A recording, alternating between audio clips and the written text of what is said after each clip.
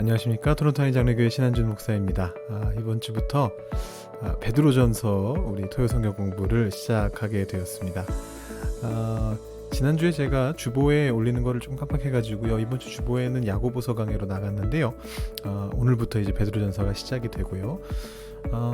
조금 지난번에 말씀드린 것처럼 손을 좀 봤는데 어떨지 모르겠습니다. 일단 좀 제가 여러분들이 쉽게 이해하실 수 있도록, 그리고 좀 더 너무 긴 시간 진행되지 않을 수 있도록 그렇게 해서 좀 준비를 해보려고 하는데, 오늘 어차피 개관이라 다른 때하고 크게 차이는 없겠습니다만 우리 성경 본문을 조금 더 우리가 쉽게 이해할 수 있도록 한번 그렇게 진행을 해보도록 하겠습니다.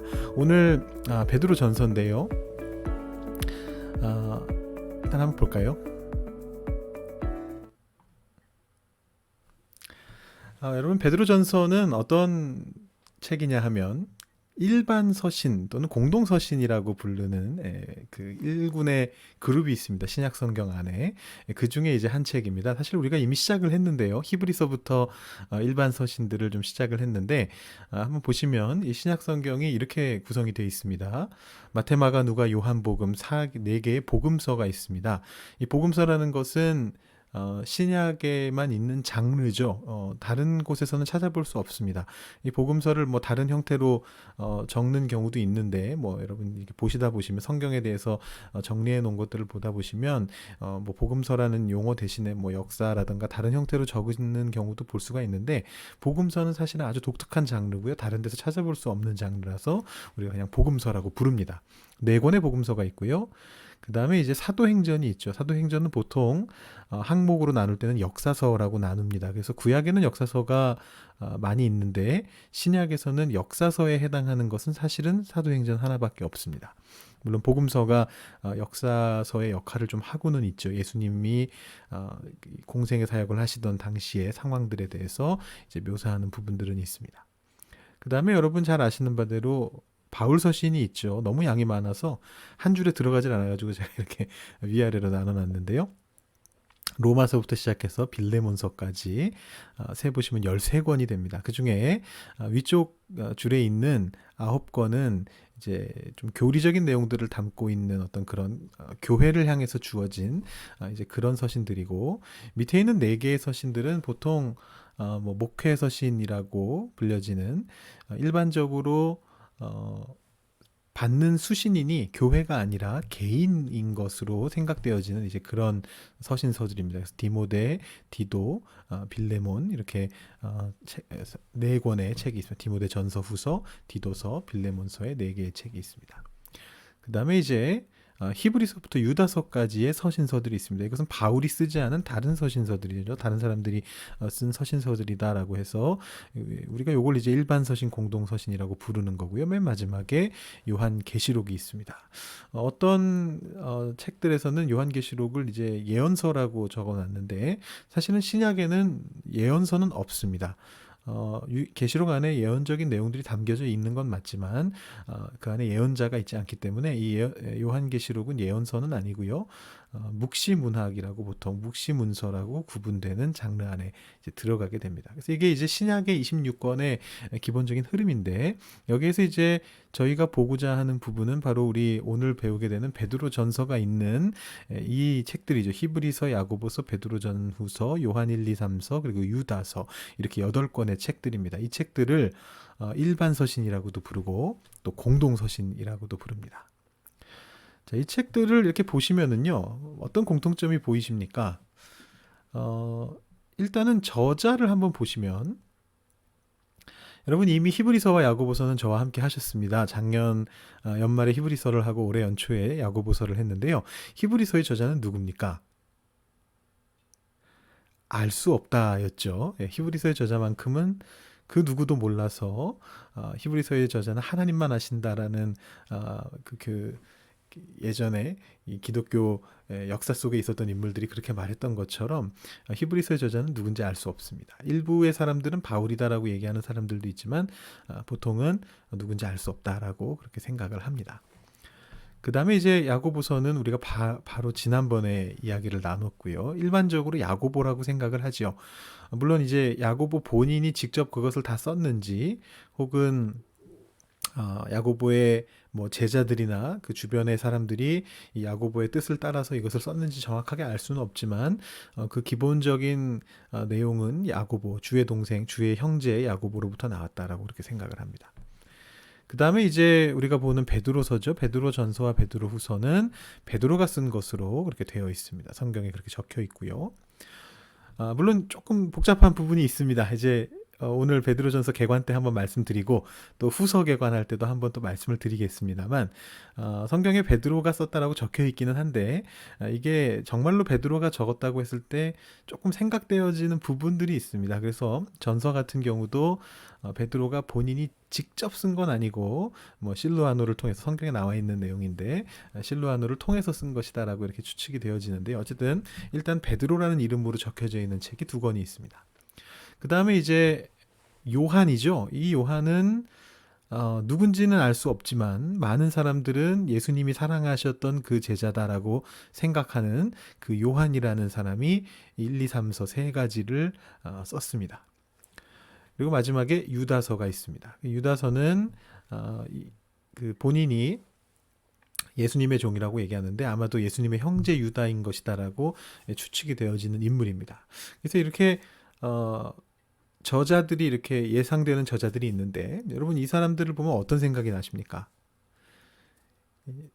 누군지 알 수 없는 저자 히브리서, 야고보, 베드로, 요한, 유다. 이들의 공통점이 뭡니까? 없죠. 무슨 공통점이 있습니까? 일단 히브리서의 저자가 누군지 모른다는 시점에서 우리는 공통점을 찾을 수가 없습니다. 사실은 근데 하나의 공통점이 있습니다. 그게 뭐냐면 아까 시작하면서 말씀드렸던 대로 바울은 아니라는 겁니다. 바울은 아니다. 이 일반 서신 또는 이제 공동 서신이라고 불리는 이 8권의 책의 공통점은 바울이 쓴 게 아니라는 겁니다. 다른 건 뭐 무슨 공통점이 있는지 모르겠습니다. 확실한 것은 바울이 쓴 것은 이 안에 없다. 그 말은 바꿔 말하면 바울과는 다른 사상이 나타난다는 것이죠. 물론 바울 서신 안에서도 바울이 뭐 일관되게 똑같은 얘기만 하는 것은 물론 아니고 뭐 누구에게 보내냐에 따라서 어떤 내용을 다루느냐에 따라서 또 이제 학자들이 연구해 본 결과에 따르면 바울 본인이 직접 쓰기보다는 바울의 후계자들이 쓴 것 같다라고 생각되어지는 서신들도 있기 때문에 이 내용 안에 약간씩은 불일치도 있고 뭐 차이점들도 있습니다. 근데 이제 그럼에도 불구하고 바울 서신이라고 불릴 때는 기본적으로 어떤 개념들이 있는 거죠. 바울은 이런 얘기들을 주로 했다라는 부분들이 있는 거죠. 근데 그와는 다른 내용들이 나오는 것이 바로 이 일반 서신, 공동 서신입니다. 그래서 여러분 이미 배우신 히브리서에서는 바울의 관점하고 아주 굉장히 다르게 그 유대교에서 이루어졌던 그 제사 제도를 가져와 가지고 예수님을 설명하려고 하는 어떤 그런 시도를 했었고 야고보서 같은 경우에는 뭐 루터 같은 사람들이 얘기했듯이 뭐 대놓고 마치 바울과 싸우는 것처럼 보여지는 그런 내용들, 믿음은 행함으로 증명된다라고 하는 어떤 그런 내용들을 이야기했기 때문에 바울과는 굉장히 관점이 다릅니다. 물론 그 관점이 완전히 충돌하는 것은 아니다라는 것을 제가 지난 시간까지 야고보서를 통해서 공부를 통해서 말씀을 드렸고요. 그 다음에 이제 베드로 전서 후서입니다. 요건 이제 우리가 같이 볼 거니까 뭐 베드로 전후서 뭐 요한 1, 2, 3서 유다서 전부 다 이제 앞으로 우리가 볼 거기 때문에 제가 여기서 뭐 자세하게 말씀드릴 필요는 없겠습니다만 중요한 것은 바울과는 조금 차이가 있다.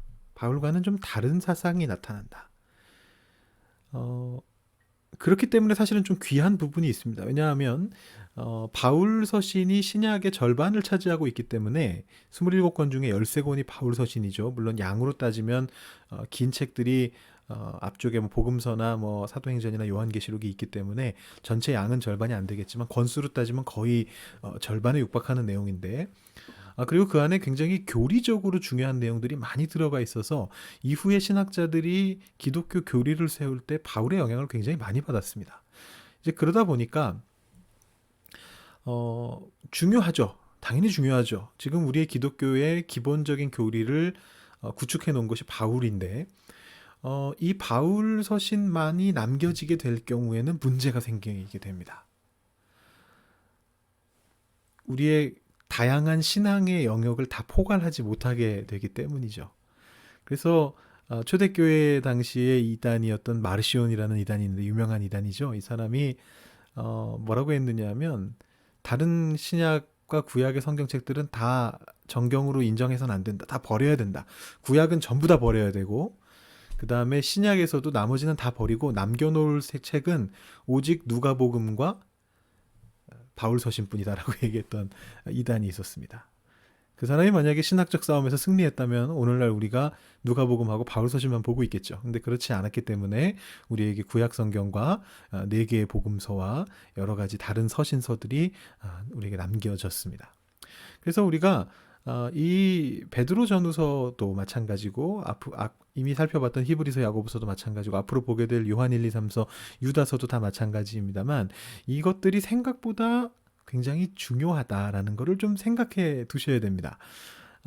제가 참고한 주석책 베드로 전후서하고 야고보서하고 유다서를 다루고 있는 주석책의 저자가 뭐라고 적어놨느냐 하면 서문에다가 뭐라고 적어놨느냐 하면 베드로 전후서, 야고보서, 유다서에 관심이 있다면서 성경 공부하러 오는 일반 평신도들은 아무도 없다라고 적어놨습니다.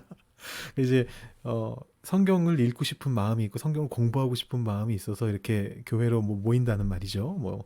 아니면 신학교로 나 성경 공부하고 싶습니다 하고 온 사람 중에 그러면은 도대체 어느 책을 공부하고 싶습니까? 어느 책을 제일 먼저 공부하고 싶습니까? 라고 물어봤을 때 나오는 답에 베드로 전후서, 유다서, 야고보서를 얘기하는 사람은 아무도 없다. 혹 있다면 베드로 전서가 조금 있을 수도 있는 정도. 베드로 후서와 유다서는 아예 그 일반 우리 크리스천들 평신도들의 그 안중에 아예 존재하지 않는다. 이렇게 약간 서글프죠. 그에 대한 주석을 쓴 사람이 그렇게 말했으니까 그렇게 얘기하는 장면도 사실 있었습니다. 근데 중요합니다. 우리가 히브리서 야고보서 살펴봤고요. 이제 베드로 전후서를 한번 보려고 합니다. 자, 근데 이게 참 재밌습니다. 베드로하고 바울이 굉장히 중요한 인물이거든요. 기독교 사회에 있어서 양대 산맥이라고 할 수 있는 아주 중요한 인물인데, 근데 보시면 차이점들이 많이 있고 공통점도 있기는 있습니다. 제가 그걸 한번 정리를 해봤는데요. 이렇게 보시면 베드로가 이제 베드로 전후서를 쓴 베드로가 이렇게 있고요. 옆에 바울이 있습니다. 사실 둘이 같이 붙어 있었는데 제가 자른 겁니다. 이렇게 따로 구분하느라고. 그래서 예전에 바울 소개할 때 말씀드렸었던 것 같은데 바울을 상징하는 그 상징물이 뭐냐면 검입니다. 그래서 여기 보시면 이게 어쩔 수 없이 둘이 겹쳐져 있어가지고 잘리면서 바울이 들고 있는 검 손잡이가 베드로 쪽으로 넘어가 버렸습니다. 저기 바울이 들고 있는 겁니다. 조그마한 손잡이 보이시죠? 노란색 손잡이. 그리고 그 옆에 베드로는 뭘 들고 있느냐 하면 정작 베드로가 본인이 들고 있는 건 뭐냐면 열쇠입니다. 열쇠가 하나 여기 은색깔 열쇠의 끝부분이 들려 있죠. 그래서 베드로를 상징하는 것은 바로 천국 열쇠고 그다음에 바울을 상징하는 것은 검입니다. 그래서 여기 보시면 베드로와 바울이 있습니다. 이 둘의 비교해 보면은요. 복음서까지는 베드로가 가장 중요한 제자였고 바울은 회심하기 이전이었기 때문에 아무런 역할이 없었습니다. 사도행전으로 넘어오면서 입장이 역전이 되죠. 그래서 12장까지는 베드로가 중심 인물이었고요. 근데 13장 이후로는 바울이 중심 인물이 됩니다.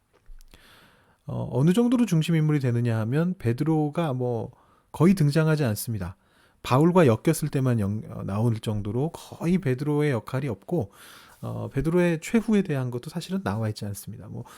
최후는 사실 바울도 나와 있지는 않습니다만 짐작은 가게끔 적혀 있거든요. 누가가 사도행전을 적었을 때 바울의 최후는 적지는 않았지만 이제 최후가 있나 보다라고 생각은 될 수 있게끔 로마로 향하는 바울의 뒷모습을 딱 그려놓고 거기서 끝을 냅니다. 근데 베드로의 경우에는 사실은 사도행전을 아무리 읽어도 그 최후는 전혀 알 수 있는 방법이 없습니다. 사실 신약 성경 전체에 베드로의 최후에 대해서는 나와 있지가 않죠. 자, 그래서 12장, 13장을 기점으로 베드로에서 바울로 무게중심이 옮겨지게 되고 그것이 아마도 초대교회에서 일어났던 사건이 아닌가라는 생각을 해보게 됩니다. 그 결과 이들이 저술한 신약 성서는 바울은 13권이나 썼는데 베드로는 2권밖에 적지 않는 이렇게 불균형으로 나타나게 된 거죠. 약간 좀 의아하죠. 베드로의 위치라던가 베드로가 가지고 있는 어떤 그런 상징성이 있는데 베드로가 실질적으로 쓴 것이 없다. 그래서 이게 너무 적다고 여겼기 때문에 어떤 얘기까지 나왔느냐 하면 옛날 이제 초대교회 좀 지나서 교부 시대에 어떤 얘기까지 나왔냐면 베드로가 마가복음을 베드로가 쓴 거 아니냐. 그러니까 이제 마가복음을 마가가 썼는데 마가가 예수님을 쫓아다녔던 사람인 것 같긴 하지만 그 혼이불을 들고 다니다가 벌거벗고 도망간 사람이 마가다라고 많이 생각을 하는데 그 마가가 어, 그 예수님을 쫓아다니긴 했어도 가까이 있지 않았는데 어떻게 그런 내용을 다 알 수 있었겠느냐.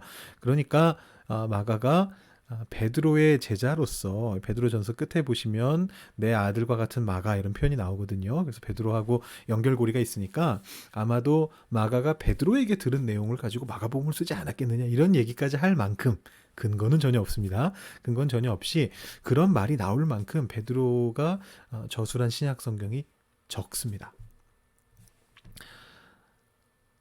근데 공통점이 하나 있네요. 공통점은 뭐냐면 그들이 다 로마에서 최후를 맞았을 것이다라는 죄송합니다. 로마에서 최후를 맞았을 것이다라는 것이죠. 그것도 비슷한 시기에 정확한 시기는 알 수 없지만 대략 비슷한 시기였습니다. 주후 66년 전후 네로의 박해가 있었던 그때에 그들이 로마에서 최후를 맞았을 것이다라는 어떤 공통점은 가지고 있습니다. 그래서 사실은 베드로가 무시당할 인물은 아닌데 뭐 이렇게 결과적으로 이렇게 됐습니다. 결과적으로. 그래서 우리가 어쩔 수 없이 베드로 전후서를 볼 때에 베드로에 대해서 좀 집중해 볼 필요는 있을 것 같습니다. 이 기회를 놓치면 우리가 베드로를 집중할 수 있는 방법 자체가 없으니까요. 물론 복음서에 나온 베드로의 역할들을 가지고 얘기해 볼 수는 있지만 어쨌든 베드로의 목소리를 우리가 직접 듣는 것은 이제 베드로 전후서, 어쩌면 베드로 전서 한 권이 될 수가 있습니다. 그래서 여러분들 이 베드로를 한번 생각해 보시면서 이 책에 집중해 보시면 좋을 것 같습니다. 자, 베드로 전서의 저자는 베드로죠. 베드로라고 적혀 있습니다, 성경에. 그래서 보시면은 1장 1절에 예수 그리스도의 사도 베드로라고 그 발신자가 누구인지 적혀 있습니다. 근데 이제 문제가 있죠. 이 부분은 사실은 여러분들께 설명을 드리려면 또 길어지기 때문에 제가 다 말씀을 드릴 수는 없는데 현대 학자들은 그 성경에 적혀 있는 누가 썼다라는 그 이름이 정확하게 그 사람이 모든 글을 오늘날의 저작자의 개념으로 맨 첫 글자부터 맨 마지막 글자까지 토시 하나 빼지 않고 다 그 사람이 쓴 것이다라고 이해하지는 않습니다. 그게 그 당시에 문화가 아니었기 때문이죠. 뭐 오늘날에도 사실은 따지고 보면 뭐 유명 인사들이 책을 낼 때 그 사람들이 직접 글을 쓰지는 않죠. 뭐 구술해주고 그거를 전문 작가가 가가지고 받아 적어서 받아 적는다는 게 그냥 받아 적는 게 아니라 자기 나름대로 이렇게 틀도 짜고 구조도 만들고 이렇게 해서 책을 만들어냈을 때 그 책의 공동 저자로 이름을 올리지는 않습니다. 오늘날에도 유명 인사 그 사람이 쓴 것처럼 책이 나오죠. 그 당시에는 그런 개념 자체가 없었습니다. 저작권이라는 개념 자체가 없었기 때문에 사실은 성경에 누가 썼다라고 적혀 있다고 해서 그게 반드시 그 사람이 처음부터 끝까지 적었다는 뜻은 아닙니다. 그러다 보니까 이제 문제들이 제기가 되는 겁니다. 그래서 뭐 제가 하기 전에 제 전에 장성훈 목사님 계실 때 뭐 바울 서신들을 이렇게 공부하셨을 텐데 그때도 아마 장성훈 목사님도 그 부분을 살짝 짚고 넘어가셨을 거예요.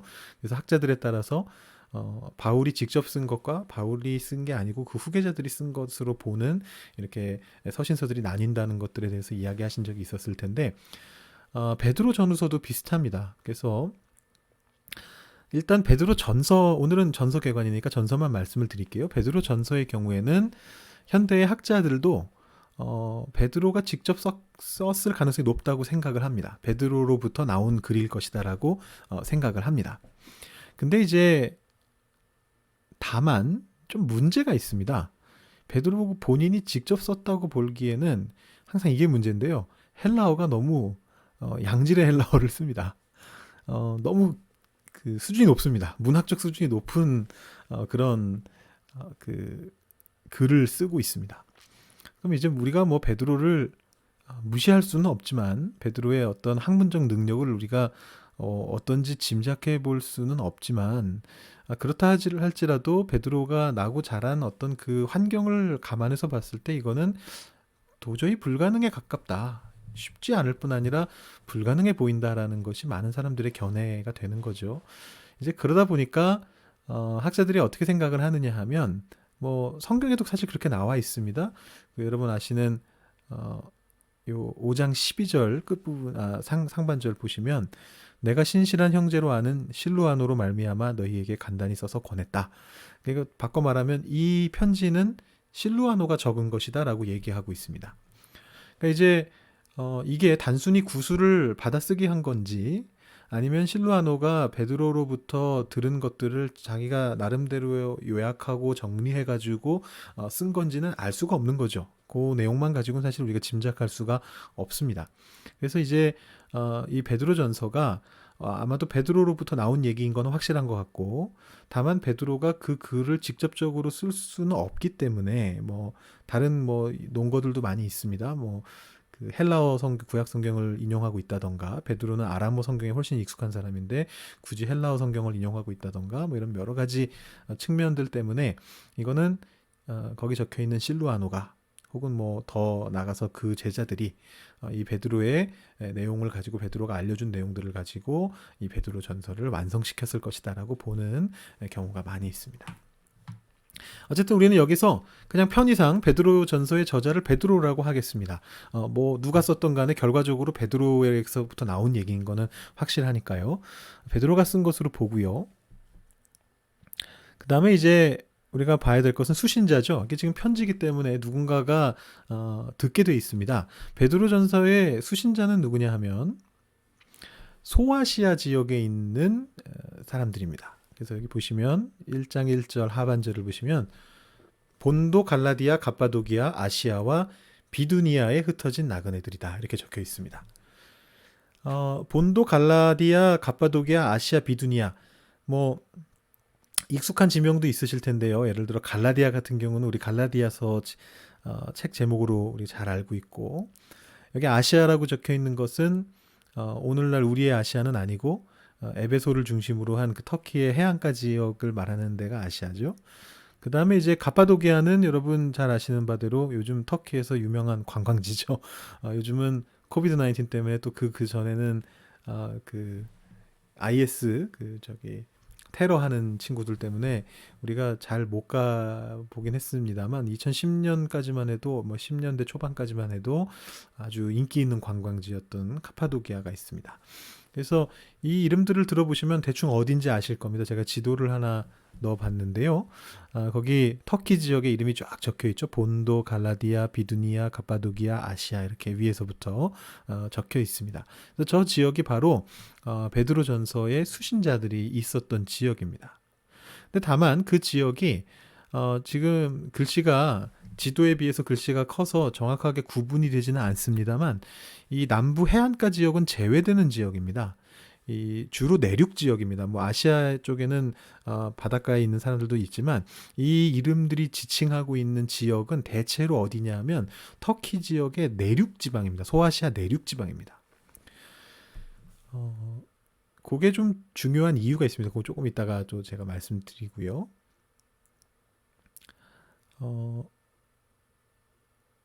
네, 조금 이따 말씀드리려고 했더니 바로 나왔군요. 이겁니다. 거기가 비교적 경제적으로 발전하지 못했던 지역입니다. 에베소만 해도 그렇지 않은데 이 본도, 갈라디아, 비두니아, 갑바도기아 지역은 그리고 아시아에서도 내륙 지역은 굉장히 좀 덜 발전된 지역이었습니다. 해안가에 비해서.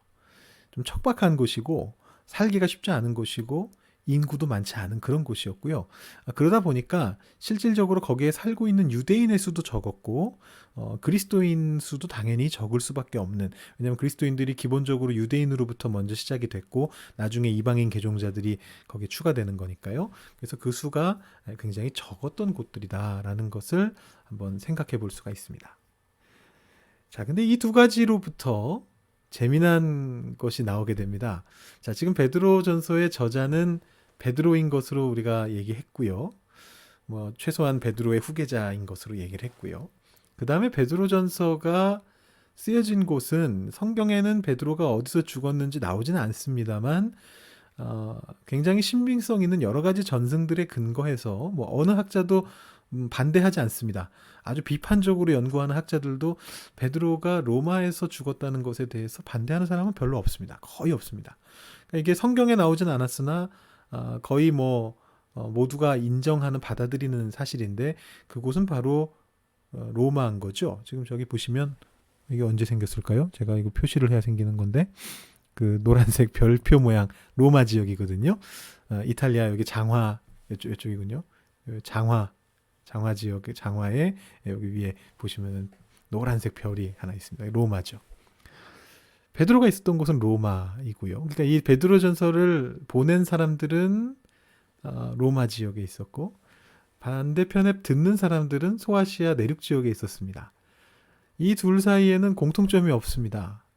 제가 이것도 아예 표로 만들어 봤습니다. 한번 보시죠. 환경이 너무 달라요. 달라도 너무 다릅니다. 보시면 로마는 정치적으로 제국의 수도입니다.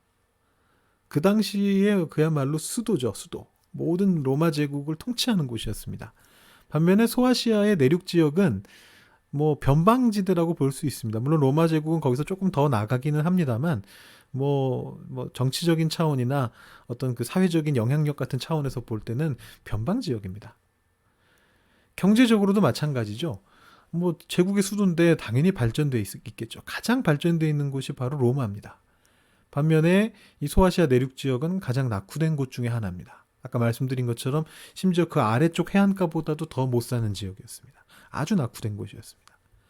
그리고 종교적 상황은 로마는 박해가 있었던 것이 거의 확실하고요. 여러 가지 형태의 박해가 있었다는 것이 문헌으로도 증명이 되고 바울과 베드로가 순교한 것도 거의 확실한 것 같기 때문에 이 로마 지역에서는 그리스도교에 대한 박해가 분명히 있었습니다. 근데 이 당시에 어떤 문헌을 살펴봐도 국가 차원의 박해는 존재하지 않았던 것 같아요. 그러니까 황제가 우리 로마 제국의 안에 살고 있는 모든 그리스도인들을 핍박해라.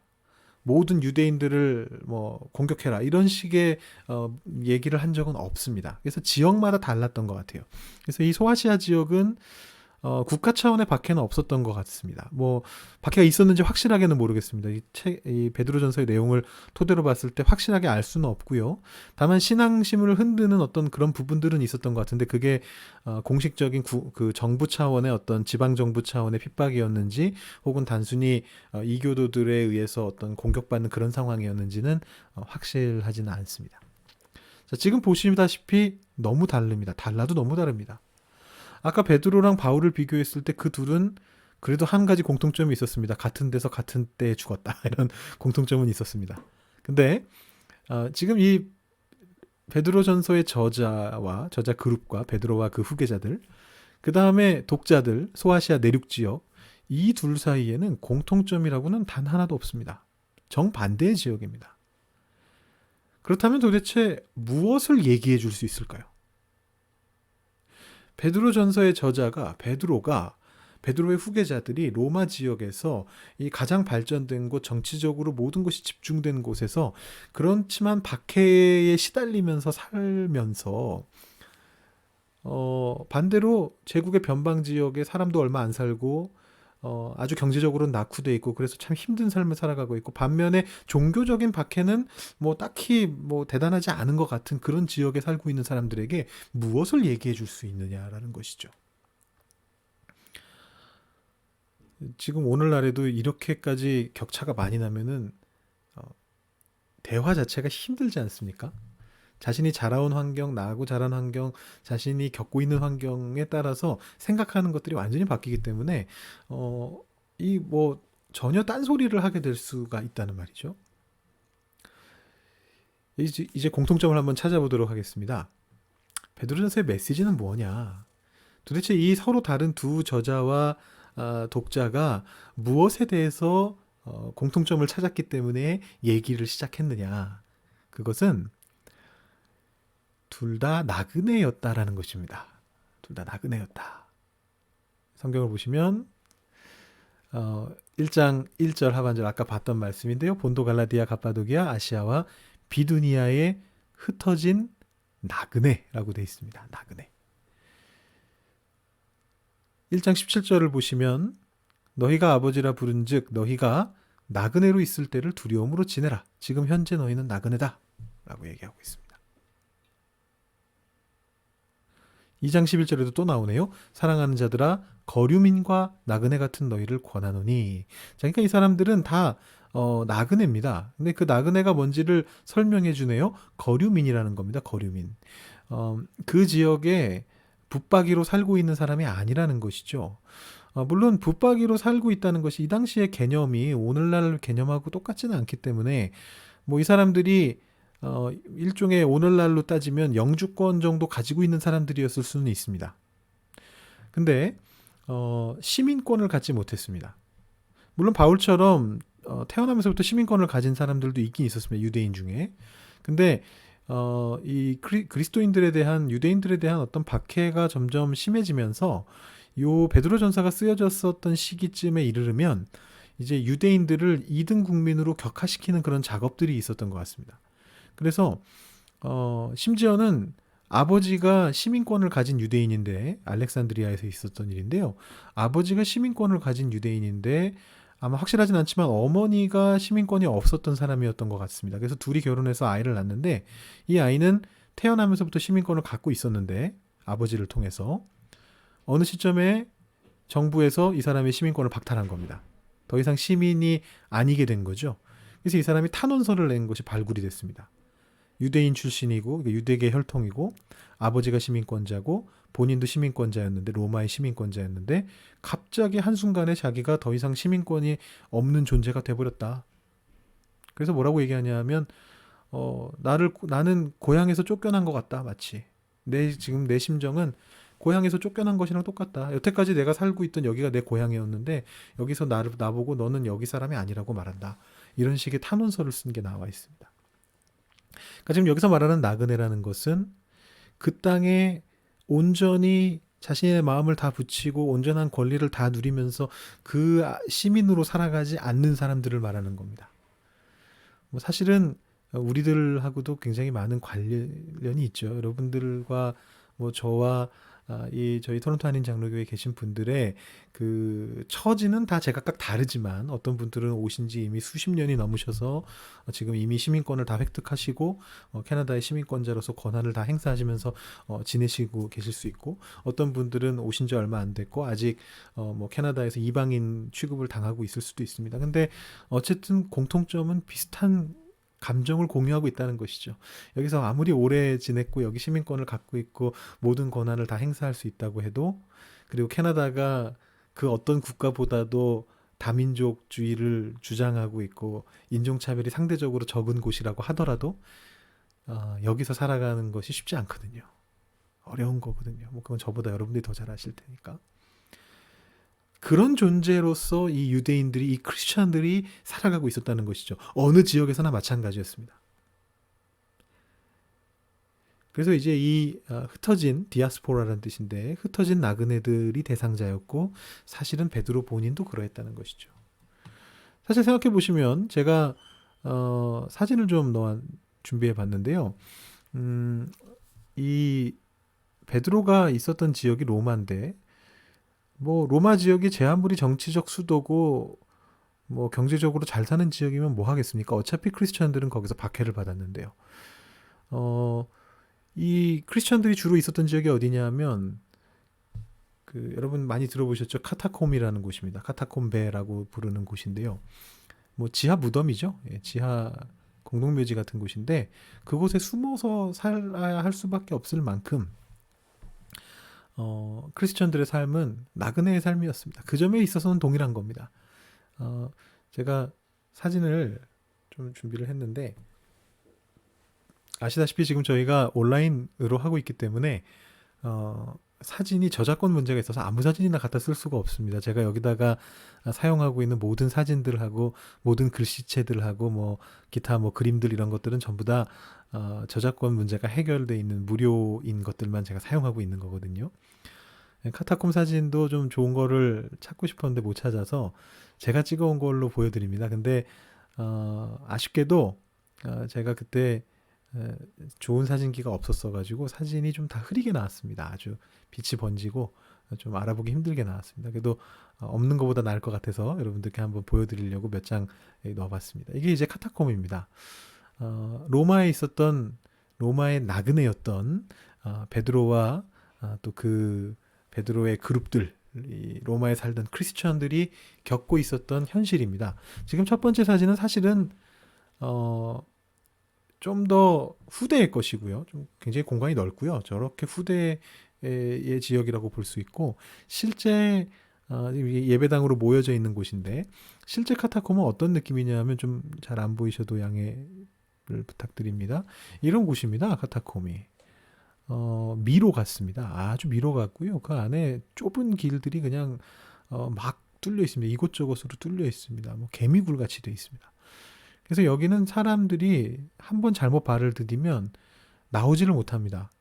그런 경우들이 꽤 있었습니다. 관광객들 중에서도 여기를 들어갔다가 못 나오는 경우들이 꽤 있어가지고 이탈리아 정부에서 어떻게 결정을 했느냐 하면 허락받은 가이드 없이는 아무도 여기 들어갈 수 없다. 카타콤에. 그렇게 아예 법을 만들어 버렸습니다.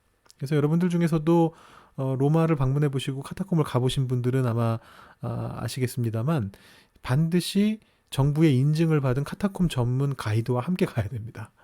네, 그 사람이 거기 가서 아무것도 안 한다 하더라도 같이 가야 됩니다. 그룹 안에 반드시 한 명 이상의 가이드가 있어야 됩니다. 그래서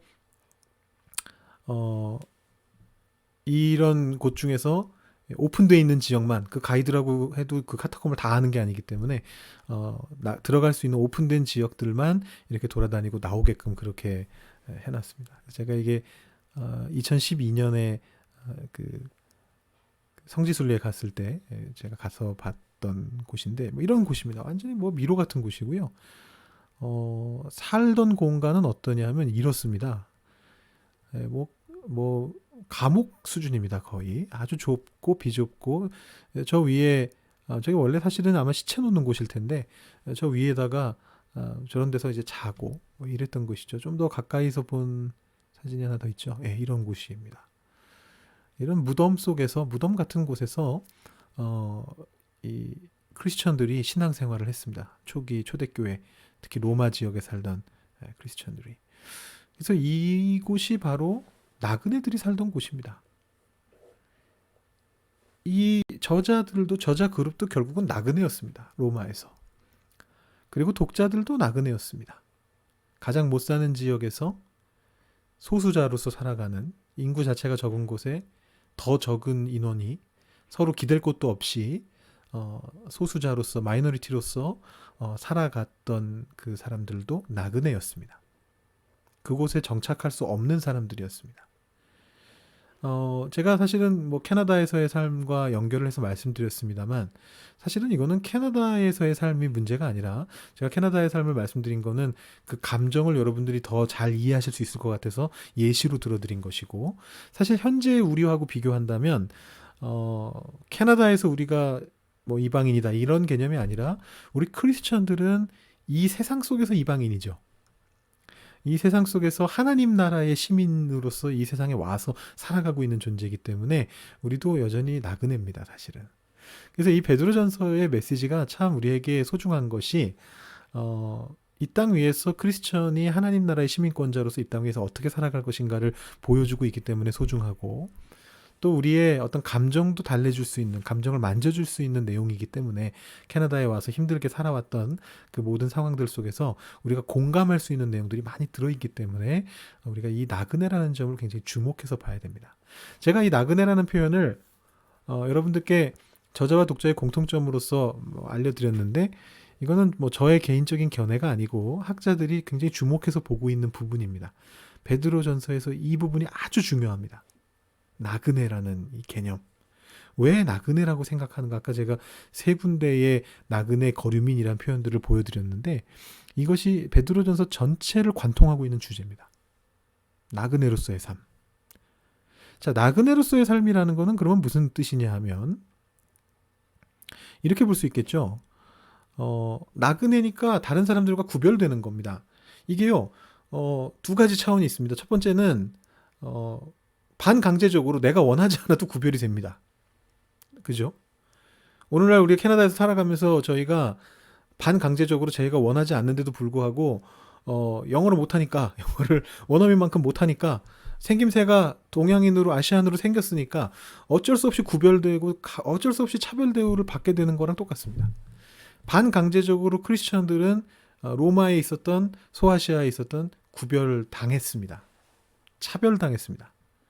근데 그와 동시에 두 번째 개념은 뭐냐면 본인 스스로의 의지로서 구별되어야 되는 부분이 있었습니다.